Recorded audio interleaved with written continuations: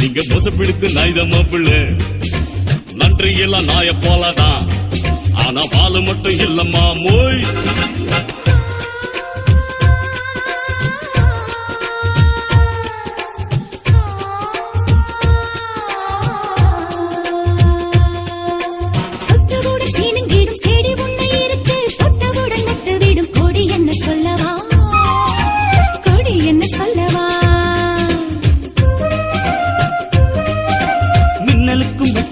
மண்ணில் வந்து நடக்கும் கன்னி மகள் சின்ன இடை கொடி என்று சொல்லவா.